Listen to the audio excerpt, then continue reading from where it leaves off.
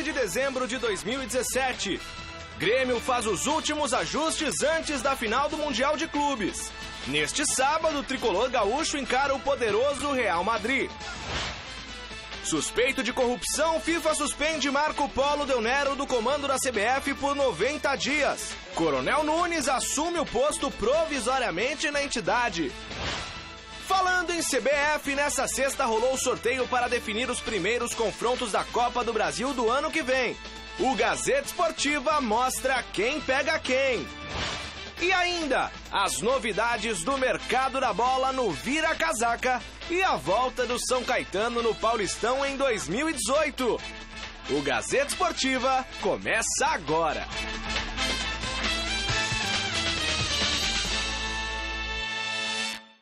Olá, boa noite! O Gazeta Esportiva desta sexta-feira já está no clima da decisão de Mundial de Clubes, que acontece amanhã em Abu Dhabi, nos Emirados Árabes Unidos.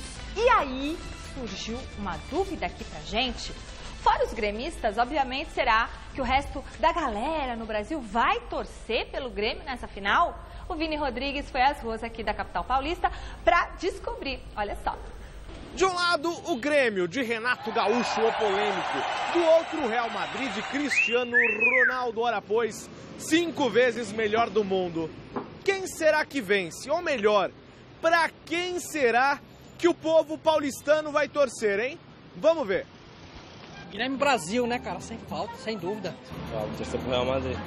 A gente não pode ser injusto de torcer lá pra fora, sendo que o Grêmio tá representando o nosso país. Então, é Grêmio, com certeza. Grêmio. E você, Grêmio ou Real Madrid? Real. É time Real Madrid, né? Gosto muito do Cristiano Ronaldo como jogador, mas dá-lhe Grêmio. Grêmio campeão, é lógico. Futebol brasileiro, né? A gente precisa pensar mais no nosso país como um todo. Vai torcer pra quem amanhã? Grêmio ou Real Madrid? Lógico que Grêmio, né? Eu vou imitar ele, ó. Acho que Grêmio, né? Semáforo de pare! Pare! Pare! Ah, ele parou! Como é que você chama, meu amigo? O Grêmio do Real Madrid? O Real Madrid ganhou tudo, né? Futebol é um negócio interessante, porque você, como eu sempre viajei muito o Brasil, eu tenho vários amigos gremistas. Tem uns deles que eu gostaria que morressem. E tem outros que eu gostaria que vivessem a minha mesa. Você torceu pro Corinthians quando o Corinthians foi pro Mundial? Não. Real Madrid, da Espanha. Corinthians, ninguém gosta do Corinthians. Se fosse o Corinthians, o São Paulo ou o Santos, aí não dava, né? Mas qualquer um dá pra torcer, mano. Brasil, pô. Se fosse o Corinthians também até torceria, mesmo, mas torceria. O time brasileiro representando nosso país, eu torço pro time brasileiro. 2012 você torceu pro Corinthians, então, contra o Chelsea? Então, tem algumas exceções, né? Nesse caso, não. Independente da rivalidade, é Brasil no Mundial. Senhoras e senhores, essa foi a opinião do povo aqui de São Paulo. Agora eu tô aqui no ponto, já vou dar sinal. Vou pegar meu busão porque partiu Emirados Árabes. Saindo agora, eu acho que dá pra chegar, pelo menos aí no segundo tempo, na prorrogação, não sei. Mas vamos lá. Falou! Passa nos Emirados Árabes esse aqui, velho? Vai pra final do Mundial?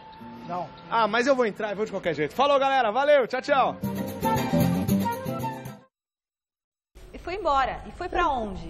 Por onde anda esse menino? Ele tá muito louco. E já vamos passar a pergunta do Vini Rodrigues pro pessoal que tá acompanhando em casa, tá bom? O Grêmio é o Brasil no Mundial de Clubes? Bom, eu sou gremista, vocês sabem, no Sul, né? Eu me apaixonei uma vez por um... Enfim. E quem vai torcer pro Grêmio, tá bom? Vai, você é Grêmio, sim ou não? Vai, Celso, vamos ver. Fala. Não, em primeiro lugar... Boa noite. Grande noite para você que acompanha a Gazeta Esportiva. Boa noite, Michele. Boa noite, Chico. Dá pra pensar, ele tá querendo ir de ônibus para Abu Dhabi e acha que vai chegar pro segundo tempo. Ele não chega nem em Porto Alegre se ele for de ônibus. Não, imagina, tem o oceano, vamos lá, nado. Tem uma bela noção de geografia, menino. Geografia, você tá achando que é onde? Em Maceió? Vai para Abu Dhabi, né? Ele fez uma piada. Eu sei que fez uma piada, né? Mas, enfim... A gente espera. Bom, não, o Brasil não é Grêmio. Eu vou torcer pro Grêmio, mas muita gente não vai torcer. E o Chicão? O Chicão é corintiano pra caramba. E aí, Chicão? Vou falar a verdade pra você, eu acho que ninguém vai torcer pro Grêmio, não ser os gremistas. Sério? Eu acho. Tem um carinho é difícil. Mesmo sendo de outro estado? Eu, sou sincero te dizer, eu acho assim que, o Grêmio mesmo só tem torcida no Sul. E depois desse pedaço? Não tem torcida em lugar nenhum. É diferente dos clubes de São Paulo e do Rio de Janeiro, por exemplo, e até de alguns clubes mineiros, que hoje são conhecidos nacionalmente, tem torcedores espalhados para o Brasil inteiro. Quem torce para o Grêmio é gaúcho. É gaúcho, e quem torce para o Internacional é gaúcho. Esses times não pegaram em outros estados. Eu tenho camisa. Eu sei por causa do... Né, passaram aí o jogo do Grêmio ao vivo e foi um horror. Saiu tudo que foi lugar. O Ibope foi uma lástima. É porque ninguém tem fascínio para o Grêmio. É diferente, o Flamengo, se estivesse no lugar, talvez desse um público maior, assim, entraria paixão ou não. Palmeiras, São Paulo, Corinthians, né? Aí sim. Não. Mas o Grêmio, dizer que o Grêmio é Brasil é mentira, porque não é, né? Mas, não, é brasileiro, né? É brasileiro, agora não é Brasil. Então, a pergunta é específica. Grêmio é Brasil amanhã na disputa? Não é Brasil, não representa o futebol brasileiro e está longe disso. Bom, e ainda falando dessa grande decisão, o técnico Renato Gaúcho conversou com a imprensa sobre o adversário deste sábado. Tudo pronto para a grande final do Mundial de Clubes da FIFA. O Grêmio vai encarar o poderoso Real Madrid neste sábado, sonhando com o bi. É inegável que os espanhóis chegam como favoritos para esse confronto, ainda mais pelo fato do técnico merengue Zinedine Zidane contar com todos os titulares à disposição pela primeira vez na temporada. Por ser uma final de Mundial, independente de qualquer adversário, é um jogo muito difícil. E se tratando de Real Madrid, ainda mais, né? Porque, na minha opinião, o Real Madrid está entre as 3 melhores equipes do mundo. Grandes jogadores a nível de seleção, praticamente ganham tudo durante o ano todo. Vão ter todo o nosso respeito.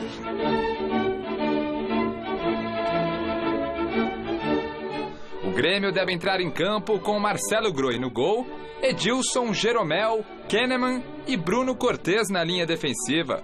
Ramiro, Michel e Jailson no meio, com Luan e Fernandinho mais à frente. E Lucas Barrios no comando de ataque. O técnico é Renato Gaúcho. Tenho certeza que vai ser uma grande partida, né? Porque, como eu falei, o Real Madrid é uma das melhores equipes do mundo. O Grêmio vem muito bem também.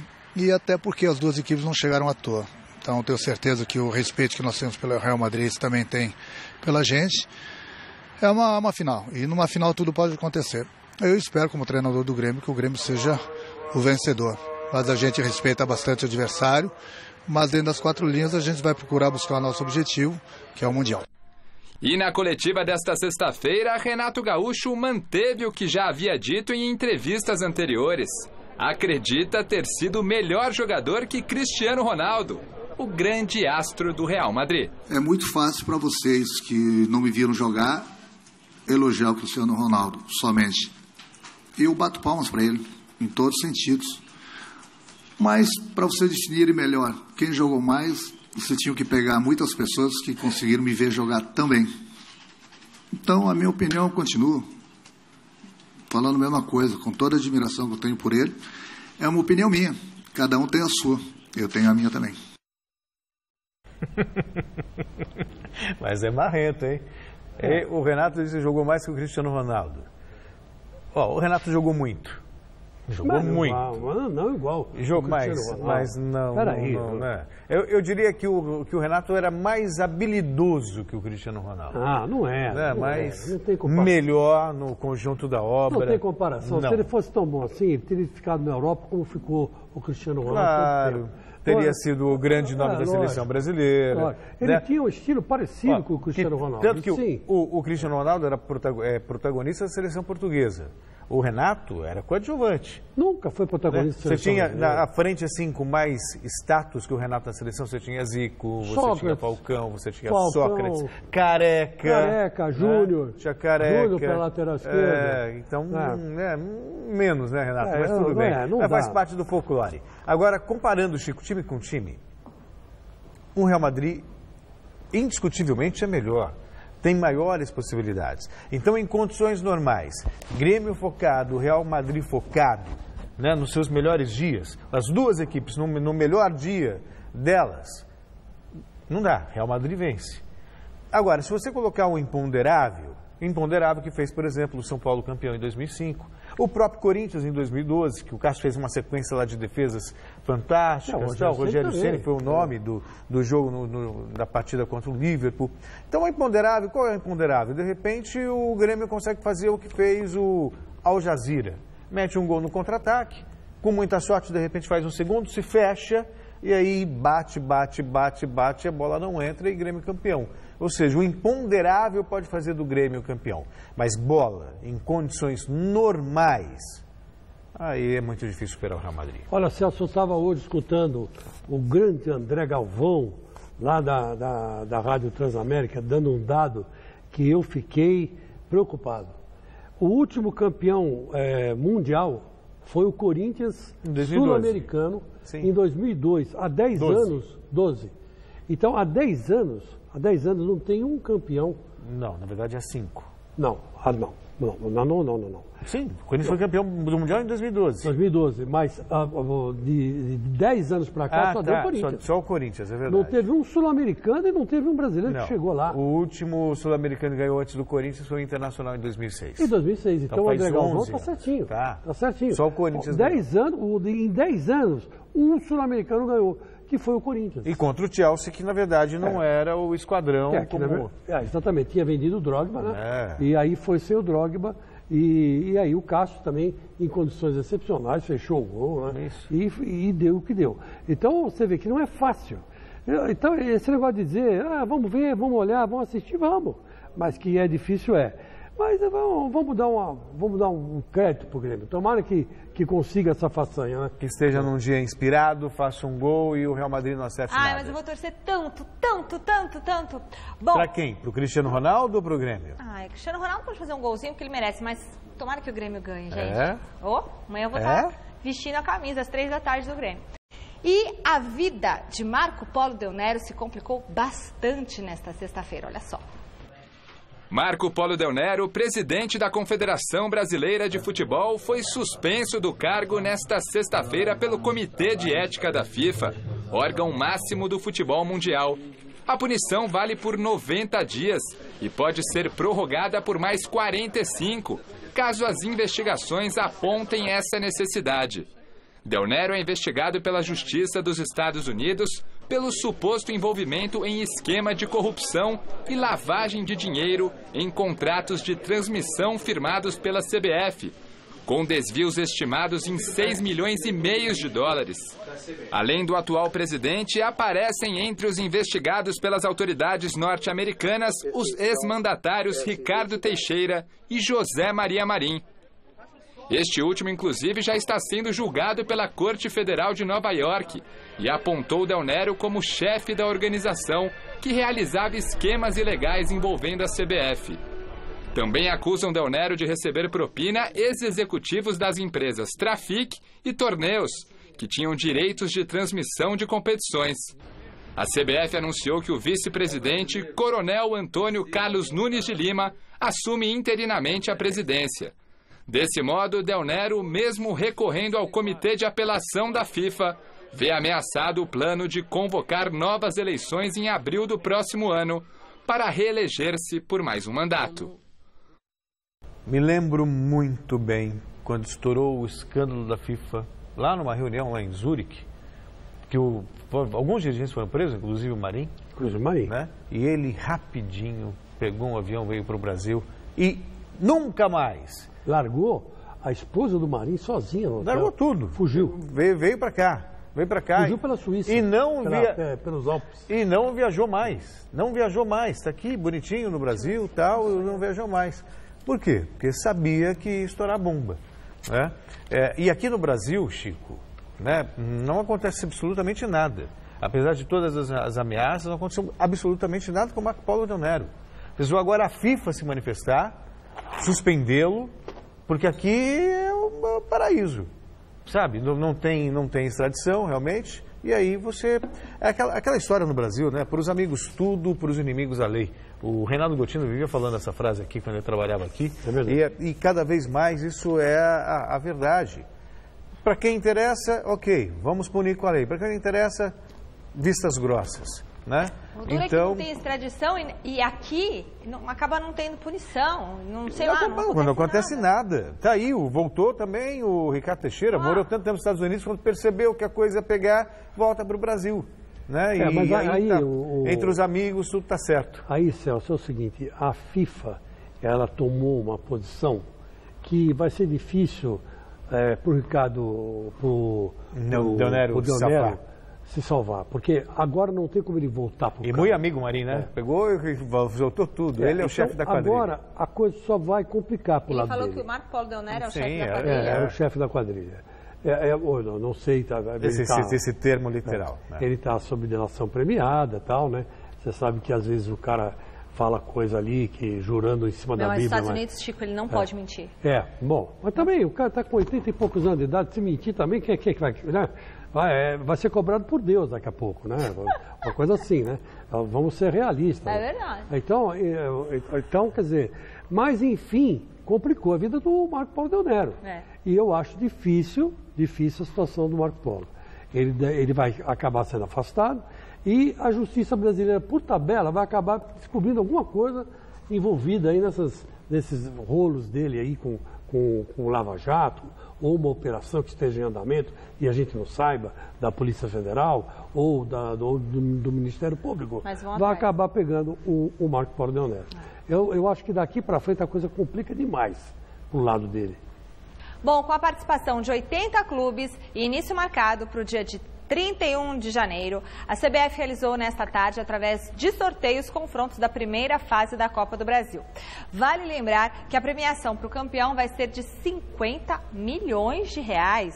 Veja os principais jogos. O São Paulo enfrenta o Madureira, o Fluminense joga com a Caldense, o Internacional decide uma vaga para a próxima fase com o Boa Vista do Rio de Janeiro, tem também Atlético Mineiro e Atlético Acreano e Botafogo versus Aparecidense. E é o que acontece, né? Os clubes que estão participando da Libertadores, Corinthians, Santos, Palmeiras, Grêmio, Vasco, Flamengo, Chapecoense. Entram nas oitavas. Quem cai fora entra nas oitavas. Isso, exatamente. Né? Então, mas que premiação boa. Essa primeiro lugar, não, para todo mundo. Não, é o primeiro lugar, né? Sim. Primeiro lugar, falou. Porque às vezes primeiro ganha tipo 20, o segundo, 20, não. O primeiro lugar vai ganhar 50 milhões. O primeiro ganha 50 milhões. É a premiação, é a novidade desse campeonato. Muita gente está dizendo que isso também faz parte de uma jogada, né? Ou de um plano de marketing. Estão pagando mais que o brasileiro? Estão pagando mais que o brasileiro porque eles querem dar mais visibilidade para a Copa do Brasil do que para o campeonato da CBF. É uma guerra, né, entre as televisões. Mas as duas são, a Copa do Brasil e o Campeonato Brasileiro, são duas competições organizadas pela CBF. São duas competições organizadas pela CBF, são duas competições que vão ser exibidas pela televisão. Mas uma televisão quer que a Copa do Brasil seja mais valorizada que o campeonato de pontos corridos. Esse campeonato de pontos corridos deve ficar com premiação mais barata, muito mais baixa, e a Copa do Brasil vai ficar assim com essa premiação maluca. 50 milhões é dinheiro pra caramba. Só pra você ter uma ideia, é quase 3 vezes o que o Corinthians ganhou como campeão brasileiro. Depois de ter feito todos os jogos que fez, hein? E com 10 pontos na frente do segundo colocado. E só para falar também, Chicão, que agora acaba o critério de gol fora no ano que vem na Copa do Brasil. Então... Que é um retrocesso, né? Porque o grande chave da competição é isso, é justamente o fato de você obrigar o time a fazer um gol fora, tudo. Enfim, eu vejo com bons olhos os dois tipos de campeonato. Um campeonato nacional, como acontece em todo o mundo, os campeonatos principais do mundo, por pontos corridos, que você premia a regularidade, e uma Copa, justamente no sentido de eliminatória, mata-mata, que você tem a emoção do mata-mata num outro torneio. Quer dizer, você não precisa ter um campeonato brasileiro de mata-mata se você tem a Copa do Brasil, que já é mata-mata.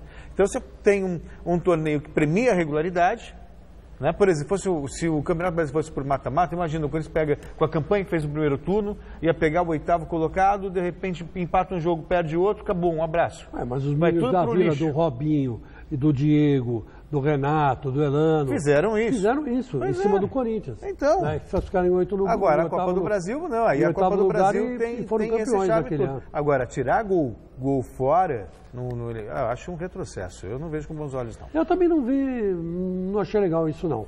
Era um charme. Porque aí acabava o outro jogo, não tinha um negócio assim? Ah, não, então peraí. Então não é o lance do critério gol fora. Você está falando daquela história de fazer 2 gols não é isso, na casa do adversário e...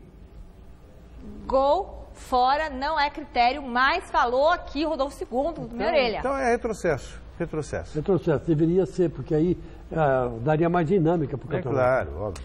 Vamos falar de Paulistão 2018, que vai ter a primeira rodada no dia 17 de janeiro. Campeão da Série A2 deste ano, São Caetano quer fazer bonito no retorno à primeira divisão. O repórter Osmar Garrafa foi conferir como o Azulão está se preparando para voltar aos tempos de glória. O Azulão voltou. Após 5 anos na Série A2, o São Caetano volta para disputar a elite do futebol paulista. Um dos responsáveis pelo retorno do clube à primeira divisão do futebol de São Paulo é o técnico Luiz Carlos Martins, que em sua segunda passagem por aqui já está há 4 anos comandando a equipe do ABC. Graças a Deus conseguimos o acesso onde o São Caetano queria. Agora é pensar no Campeonato Paulista, um campeonato que todos nós conhecemos, né? É muito bom, mas ao mesmo tempo também é muito difícil. É um campeonato curto, quarta e domingo. Você tem que estar atento em todo sentido. O São Caetano manteve uma base de 50%, chegando alguns outros jogadores. Vamos procurar fazer um time bem competitivo dentro da competição. A responsabilidade é grande, mesmo porque o São Caetano está voltando agora. Esperamos fazer um bom campeonato. O elenco do Azulão iniciou sua pré-temporada há 15 dias. Os favoritos ao título ainda estão em férias, mas não pensem que isso pode ser uma grande vantagem no início da competição para quem já está treinando. Na teoria todo mundo diz que sim, né? Mas na prática nós sabemos que o futebol, principalmente o futebol, ele não é na teoria, é na prática. Os times que pararam, eles começaram a treinar um pouco mais cedo, né? Mas são jogadores que estão chegando, jogadores que vão ter que se adaptar. Enquanto que os times considerados grandes, eles vão manter uma base praticamente de 80%. As mudanças são poucas. E são todos jogadores que vinham jogando, eles pararam há pouco tempo. Eu acredito que nessa parte não tem muita diferença. Com os pés no chão, Luiz Carlos Martins tem bem definido os objetivos da equipe nessa competição. O São Caetano está voltando agora, é praticamente o caçula da primeira divisão novamente, mas é um time de tradição, um time que tem camisa. E nós esperamos fazer um grande campeonato. Sempre você pensa no objetivo maior. Agora, nós sabemos também que é um campeonato que desce 2, então tem que estar atento, mas o pensamento nosso e o meu como treinador é sempre galgar as classificações. O São Caetano está no grupo B, ao lado de Ponte Preta, Santo André e São Paulo, mas não vai enfrentar esses adversários na primeira fase. A estreia será dia 17 de janeiro contra o Ituano em Itu. São 4 jogos praticamente fora, né? Vamos fazer o primeiro jogo fora, depois nós pegamos o Corinthians aqui, depois nós saímos fora com o Linense, saímos fora com o Novo Horizontino. Mas o campeonato é assim mesmo, tem que procurar estar preparado, e é o que nós vamos fazer. Poxa, ontem a gente mostrou o Bragantino, né, que já foi vice-campeão brasileiro, campeão paulista, e aí de repente a gente mostra hoje o São Caetano, que também foi campeão paulista em 2004, com Muricy Ramalho como técnico, foi vice-campeão brasileiro 2 vezes, vice-campeão brasileiro, foi vice-campeão brasileiro em 2000, na Copa João Avelange, perdeu a final para o Vasco, e em 2001, quando perdeu a final para o Atlético Paranaense. Verdade. E vice-campeão da Libertadores da América. Olha só, em 2002 nós poderíamos ter um São Caetano e Real Madrid numa final de Mundial de Clubes, Interclubes na época. E acabou não acontecendo, o São Caetano acabou perdendo o título para o Olímpia no Pacaembu, mas para você ver a tradição do pequenino São Caetano, que surgiu feito um furacão e chegou até a final de Libertadores, aí caiu demais, agora há 5 anos na segunda divisão do futebol paulista, está voltando agora, mas é sempre simpático ver, porque quem está chegando agora, quem é muito novo, São Caetano, é capaz de dar risada, né? Que time é esse e tal? Pô, é um time que tem uma história. Pô, você ser 2 vezes vice-campeão brasileiro e vice-campeão da Libertadores da América, poxa, não é para fraco, não. É verdade. E vou dizer uma coisa para você, São Caetano é uma das cidades que tem uma renda per capita altíssima. E uma bela cidade. E uma boa cidade. Organizada. Uma boa cidade, limpa, organizada.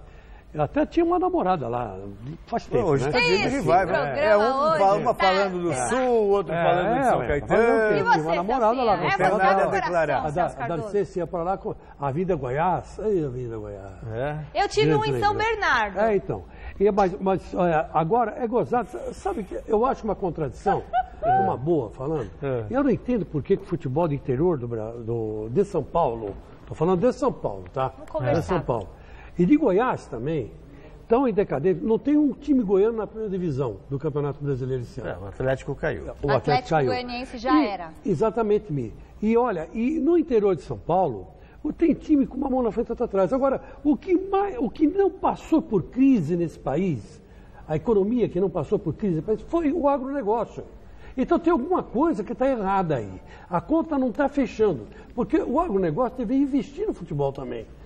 As pessoas que estão ligadas ao agronegócio. O cara mora na cidade, tem a sua fazenda, tem lá as suas plantações, o seu gado, está dando lucro, está vendendo. Pô, vamos bancar, né? Uma fazenda que venda muito, que tenha bastante saída, né, o que ela produz, banca um time de futebol desse aí, patrocina. Eu não estou entendendo por que não fecha. Mas é porque aí ele não vê um retorno, que vai ter um retorno interessante para ele. E aí imagina o marketing negativo, né, o zagueiro e tal. Você é um becão de fazenda. Mas aí que está o negócio, aí que está o erro, porque antigamente, vou contar uma coisa para vocês que vocês não sabem.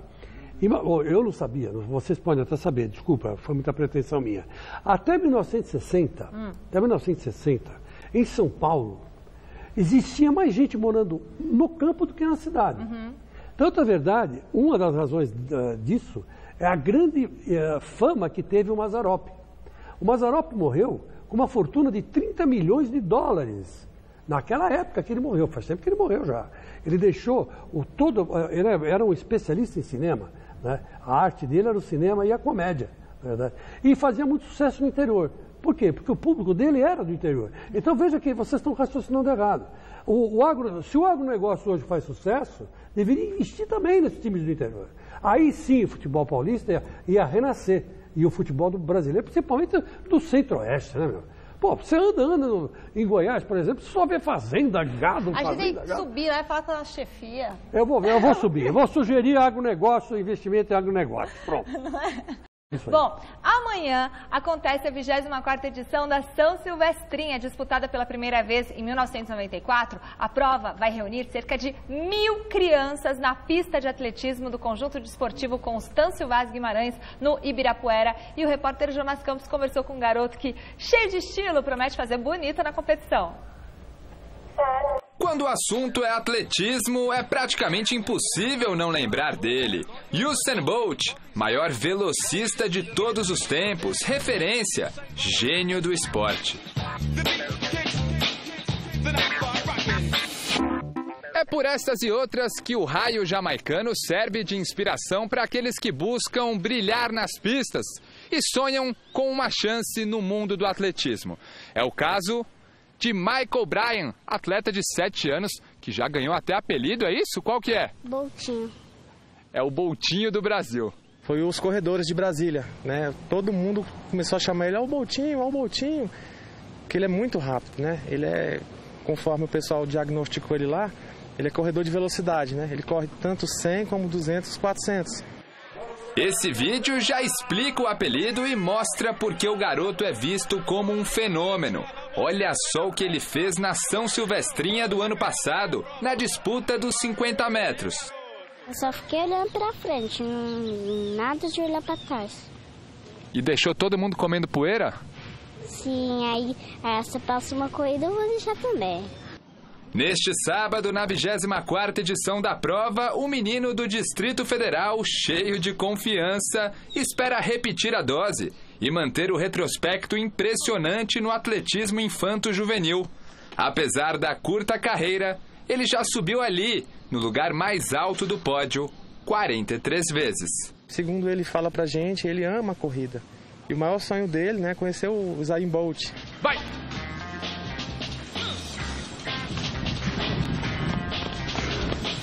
O moleque é rápido demais, me deixou comendo poeira. E depois dessa, eu encerro a matéria. Lembrando que amanhã tem São Silvestrinha, aqui no Ibirapuera com presença dele, do Boltinho do Brasil. Gostei, hein? Ai, gostei. Que lindo. Olha que exemplo legal, né? O Usain Bolt, que também veio de um país pobre, né? E, ele sempre insistiu nesse ponto. O esporte é realmente uma coisa mágica, tem esse poder mágico de colocar a pessoa no trilho certo, no caminho certo. E que bonito esse moleque imitando o Usain Bolt, né? Tomara mesmo que ele consiga, que ele vá em frente, que ele seja um atleta, que é nessa idade que você começa a trabalhar, né? É nessa idade que você começa a trabalhar. E ele tem um estilo rápido, cara. Sim. Olha, ele leva a competição a sério. Ele corre com técnica. Ele corre com técnica, né? E ele é um jogador de explosão. Olha que lindo! Olha que coisa linda! Imagem maravilhosa. Fica aí a nossa mensagem positiva de hoje, né? Que o esporte realmente tira a criança da rua, o esporte realmente educa. O esporte realmente é super necessário. Tem que apostar no esporte pro futuro desse país. Agora, os nossos repórteres estão numa fase boa, hein? Um quer ir de ônibus para Abu Dhabi. Ok, tudo bem. O outro não consegue ganhar nem a São Silvestrinha. Nossa, Jonas, você tá mal, meu. Por sérias, cara. Não, e a falta de ar depois para fazer? Nem fazer o moleque lá fazendo assim, ele... O moleque lá, plantando bananeira e tal. Ave Maria. Não vamos falar muito não, que nós três aqui também não conseguimos correr até ali. A gente volta falando de troféu Mesa Redonda. Hoje nós terminamos de montar a parte defensiva eleita pelo público e mostramos também o escolhido como o melhor técnico do Brasileirão. Lateral esquerdo, Diogo Barbosa, Cruzeiro. Fábio Santos, Atlético Mineiro. Guilherme Arana, Corinthians. Fez um ano brilhante no Campeonato Brasileiro e agora foi contratado pelo Palmeiras. Diogo Barbosa.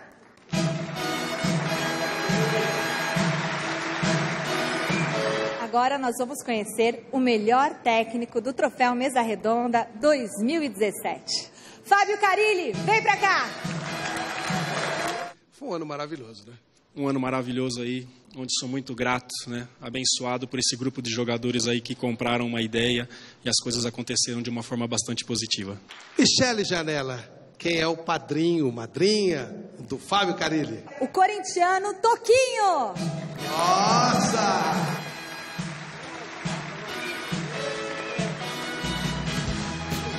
Que alegria, que alegria. Receber um dos maiores gênios da música brasileira. Tem sempre dia em que a casa cai, mas no dia seu deserto vai. Mas deixa a lâmpada acesa, se algum dia a tristeza quiser entrar. E uma bebida por perto, porque você pode estar certo que vai chorar.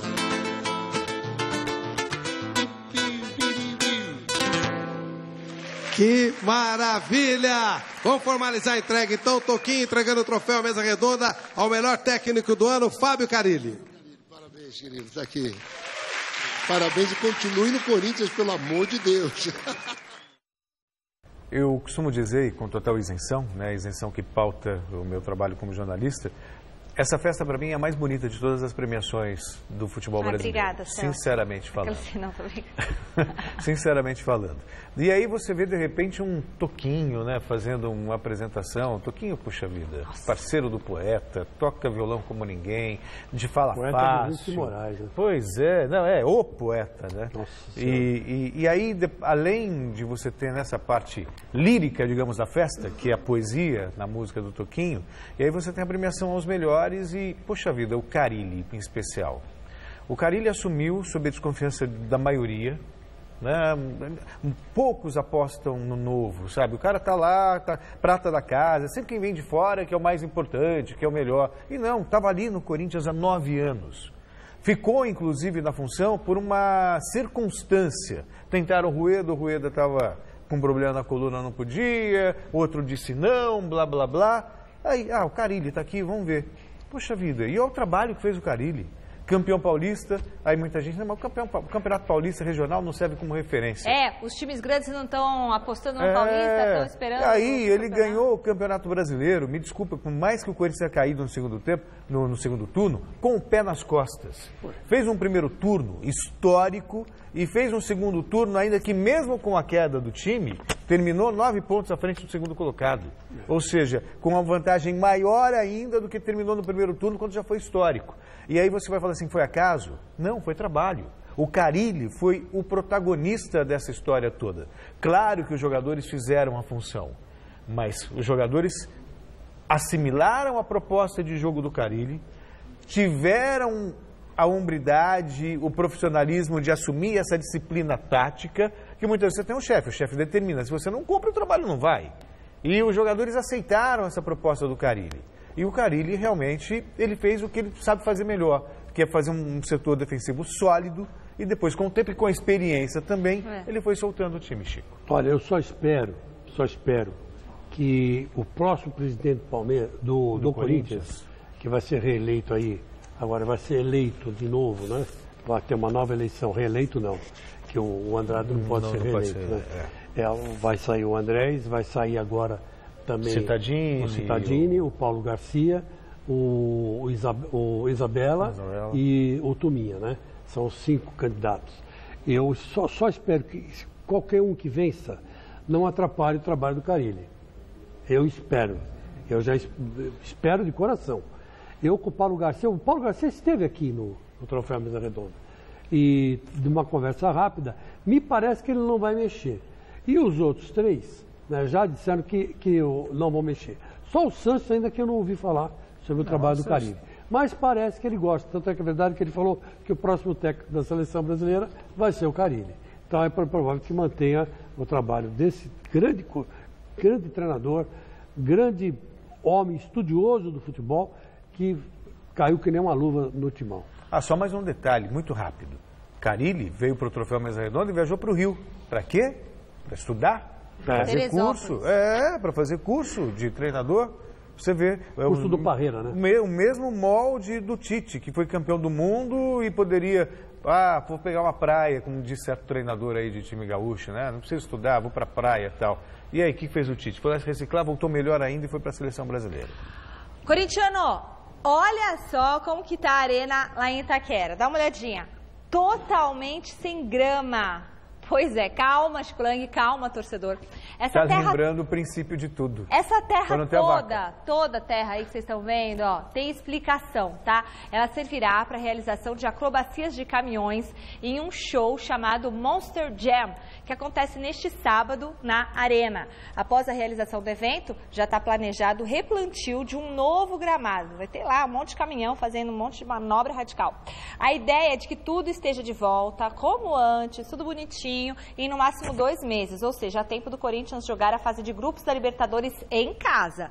Sem Itaquera, o Corinthians já reservou o estádio do Pacaembu para os seus 3 primeiros jogos no ano como mandante, marcados para 17, 24 e 28 de janeiro. E ainda falando do Corinthians, hoje a equipe anunciou o desligamento de Flávio Adalto e Emerson Piovesan, diretor de futebol e financeiro do clube, já que os dois estão envolvidos na eleição que acontece em fevereiro. Os dois completam a chapa do Paulo Garcia. Um é o primeiro vice e o outro é o segundo vice.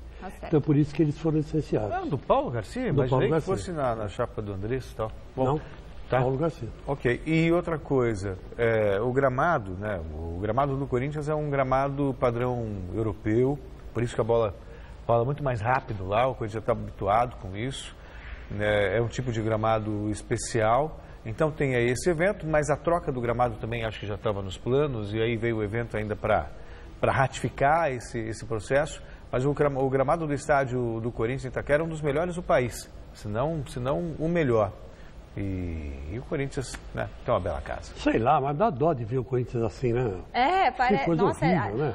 Para plantar um pouquinho de grama na frente de casa dá uma dificuldade. É que essas gramas já vêm de fora, já vem toda... Não, a grama do Corinthians foi plantada e cresceu lá. Isso aí eu acompanhei de perto.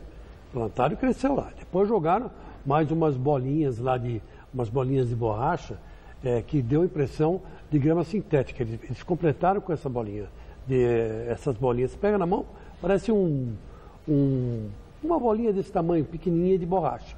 Por isso que o campo escorrega. Os campos europeus usam essa técnica. Agora, eu olho para isso aí, eu me lembro de um evento que aconteceu uma vez no Pacaembu, que é com a Xuxa, que é a sua ídola, né? Com o tal de Fuscão Preto. Que isso? O tal do Fuscão Preto ficou fazendo manobra radical para lá e para cá, estragou o campo do Pacaembu, não tinha onde jogar. Vai fazer uns 20 anos atrás. E foi um absurdo. Acho que faz mais, hein, Chico? Não, o Fuscão Preto, o sucesso do Fuscão Preto. Fuscão Preto! É, esse aí mesmo. Então, os caras fizeram uma pataquada com o gramado. Então, grande prefeitura de São Paulo, né? Sempre na frente. Hora de falar da Copa São Paulo de Futebol Júnior. Com 2 títulos conquistados na competição, a Portuguesa aposta na união do grupo e no fator campo para fazer bonito no campeonato. Veja na reportagem de Alexandre Silvestre. Não é só a mensagem religiosa que marca a pele do Mateus. O sangue do sacrifício também aparece impresso na perna do garoto. Pancada, me preocuparia se fosse uma torção. Sangue, suor e lágrimas para vencer no futebol e sorrir. A molecada da Portuguesa treina forte para a Copa São Paulo de Juniores. Ninguém alisa à procura de um lugarzinho ao sol. A gente tem que começar a treinar do jeito que a gente vai jogar, né? Uma intensidade forte. A gente fala muito no futebol que a gente precisa treinar bem para se jogar bem. Então mudamos conceitos de trabalho. Hoje eles estão entendendo que o futebol mudou, a intensidade é muito forte. Procedimento da prancheta tática do treinador pro papo de boleiro. Setor defensivo. Zona perigosa, onde não pode errar. E da teoria à prática, sempre falando. Aí, ó, soltei o toque. Aí, ó, sobe, Edu! Meninos que sonham em voz alta, que querem rabiscar lindas histórias no gramado. A copinha serve de tela, de vitrine. Daqui já saíram 2 títulos e várias gerações de craques. Uma das mais belas, a de Denner, campeã invicta nos anos 90. Mas os tempos são outros. A gente aqui tem que praticamente matar 2 leões, né? A gente mata um e deixa o outro amarrado pro outro dia, né? Até aqui não tem nos faltado nada, a gente tem procurado dar a melhor condição possível. Você vê que a gente cede praticamente o campo do profissional para eles treinarem, material, tudo que é necessário, o mínimo necessário para que eles desenvolvam um bom trabalho, né? A equipe luta com as armas que tem e demonstra manter os pés no chão. A gente tem uma projeção primeiro de passar de fase, né? E da primeira fase, mas pela capacidade do elenco, como a gente também já teve uma força grande no Paulista, então a nossa probabilidade é chegar nas retas finais. O objetivo principal é passar de grupo, é passar de fase em primeira e ir até o mais longe possível, que nosso time tem qualidade para ir longe nessa Copa São Paulo. Além do time bem treinado, motivado, com a faca nos dentes, a Portuguesa conta com um trunfo na Copa São Paulo. O retorno do Canindé à principal competição do futebol de base do Brasil, sede do grupo 32. A Lusa vai atuar em casa. Torcida a favor, e a gente já sabe como é o campo, tudo, já está acostumado a jogar, o Paulista inteiro jogamos no Canindé, então vai ser muito bom. A torcida do lado, né, acho que família pode estar perto também, pode estar junto, pode estar acompanhando. É um público que vai vir mais pra gente, uma torcida, um incentivo muito a mais também. É aqui que nós vamos revelar os jogadores, é aqui que nós vamos formar o jogador pro profissional. Então não tenho dúvida que vai ser um trunfo sim. Fator campo ajuda, mas não garante o resultado positivo. Os visitantes, adversários da Rubro Verde, na primeira fase, preocupam. Nosso grupo, na verdade, Teixeira de Freitas, Remo e América Mineiro. E Portuguesa. Então é um grupo complicado, não é um grupo fácil. Infelizmente, 2 times bons vão ficar de fora, né? Então esperamos que não seja a gente. E ficar de fora ninguém gosta. Seja lá pelo motivo que for. Quem foi o amigo que chegou? Cezinha. Fica no campo, né? Faz parte. Faz. Tá mais. Deixa eu ver. Nossa, quero chegar lá. Mas já tava aí, já.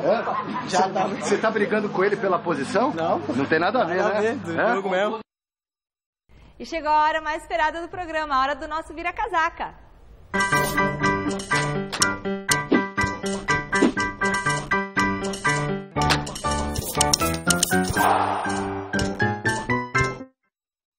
Vamos ver o que está rolando no mercado da bola. Olha só. Começamos falando do meia mais requisitado nessa janela, Gustavo Scarpa, Palmeiras, Fluminense, e o jogador já tinham tudo acertado para fechar o negócio. Mas Roger Guedes, atacante do Verdão, que seria repassado ao Flu, não quis jogar no time carioca. Dessa maneira, o negócio entre as partes esfriou bastante. Quem voltou a se animar com a notícia foi o Corinthians, que quer o jogador por empréstimo. O que atrapalha a negociação corintiana é dinheiro. O clube vive problemas financeiros e pretende envolver Giovanni Augusto, Léo Príncipe e Luca na transação. Bom, para o Corinthians é uma boa o Gustavo Scarpa, para o Palmeiras também, trata-se de um bom jogador. Agora eu não entendo muito também, a gente fala tanto de profissionalismo e tal, mas vamos falar real também, né? Vamos lá, Palmeiras tem algumas peças que quer trocar com o Fluminense. Chega antes para o Roger Guedes e fala, olha, a gente está pensando em negociar você com o Fluminense. Você quer ir? Você quer ir? A gente pode oferecer você? Sim. É mais simples, já vai lá, fecha o negócio com o Fluminense, a Fluminense quer tal, beleza. Que aí chega na hora... Empréstimo, né? O salário dele é ser pago. Chega a hora, o Roger Guedes não quer. Sabe? Então já minimiza aí o desgaste. Bom, o Atlético Mineiro segue buscando reforços no Palmeiras. Depois de levar Arouca, o clube está perto de anunciar o atacante Eric, que despontou no Goiás, mas nunca se firmou no clube paulista. Outro atleta do Verdão que o Galo está de olho é o meia Rafael Veiga. A ideia é de um empréstimo por uma temporada. E Fala, Celso. Não, o Rafael Veiga também no Palmeiras não se firmou, né? Havia uma expectativa muito grande, mas não aconteceu, não se confirmou. De qualquer forma, acho que... Diga, Chico. Eu quero dizer o seguinte, que a coisa está muito louca, né? Está muito louca. Eu acho que tem clube contratando demais e clube contratando de menos. E não está havendo acordo nesse negócio de troca. Uhum. Porque o clube que está comprando está gastando muito mais do que ele quer pegar emprestado. Sim. Os jogadores estão valendo mais. Foram comprados em alta, mas muito em alta. Você falando do Palmeiras? Estou falando do Palmeiras. Por exemplo, todo mundo quer jogador do Palmeiras, porque o Palmeiras contratou realmente jogadores de nível médio para cima, né? E o que está acontecendo? Está acontecendo o seguinte, que ninguém quer pagar o que esses caras valem. O Arouca deu sorte de ir para o Atlético. Sim. Essa é a grande verdade. Porque para onde iria o Arouca, né? Ficou aí um ano e meio parado quase, né? Enfim, é o tal negócio. O mercado ficou inflacionado, né, pelas contratações do Palmeiras. Uhum. E agora, não tem jogador bom para ser contratado em lugar nenhum. E os que estão aí para serem contratados, nem o Palmeiras quer contratar mais em dinheiro. Agora quer fazer troca. Então, quer dizer, é uma coisa esquisita, né? O mercado estava de um jeito o ano passado e hoje está de outro. O Everton mesmo, né? Então, a gente vai falar do Everton no Palmeiras? Então, daqui a pouco a gente fala. Daqui a pouco a gente fala. Então, esse também ficou meio esquisito. Então, eu acho que, sei lá... Eu estou achando que cada vez mais a coisa vai para o lado do investimento menor no futebol. A sexta-feira foi animada no Atlético Mineiro. Hoje o clube anunciou o acerto por 1 ano com o lateral direito Samuel Xavier, que em 2017 defendeu o esporte. Com a chegada de Samuel, ganha força a especulação de que Marcos Rocha deixe o clube na próxima temporada. Celso. Vamos seguir falar do Palmeiras agora. O Palmeiras oficializou a contratação do goleiro Everton, como a gente anunciou no Mesa Redonda na semana passada. O ex-Atlético Paranaense, o Clube Alviverde, pagou cerca de R$2 milhões pelo jogador de 30 anos, que fechou contrato por 5 temporadas. Bom, na verdade havia o interesse, né? O acerto foi feito agora, o Atlético chegou a pensar em alguns jogadores emprestados, o Palmeiras acabou pagando um dinheiro que é justamente para ter o Everton no começo da temporada. Bom, chega para ser titular? Pelo menos essa é a expectativa, apesar de você ter Fernando Praz, que é o goleiro que foi titular durante toda a temporada, Sim. É veterano, é líder e tudo mais, e o Jailson, que foi titular na temporada passada, quando o Fernando Praz se machucou e foi campeão brasileiro. Uhum. Mas o que isso mostra? O Palmeiras tem desconfianças em relação a possibilidade de realmente contar com o Praz e com o Jailson, Chico. Mas ele está certo. Do ponto de vista físico. O Palmeiras está certo. Não pode ficar com 2 goleiros só. Tem que ter o terceiro e um terceiro bom. E jovem, mas um pouco mais jovem. Um pouco mais jovem, já está com 30. Sim, mas... e o Everton foi revelado no Corinthians, como goleiro do Corinthians. Aí depois ele foi para o Atlético Paranaense, deu uma girada por aí e acabou sendo campeão olímpico, né? Então tem essa marca, né? Tem essa marca. Então eu acho que o Palmeiras está certo. São 3 bons goleiros, sim.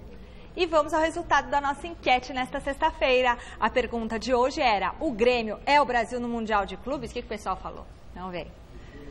Não, 87% dos votos. Não é o Brasil. Não é Brasil. Só nós dois vamos torcer pro Grêmio e todos os gaúchos gremistas, Chico Lang não. Cara, eu acho legal. Se o Grêmio ganhar, ganhou. Agora se perdeu também, o dólar não vai subir. Boa sorte, Grêmio. Gazeta Esportiva acaba por hoje. A gente vai encerrar a semana homenageando Paul Simonon, baixista da banda The Clash, que completa 62 anos.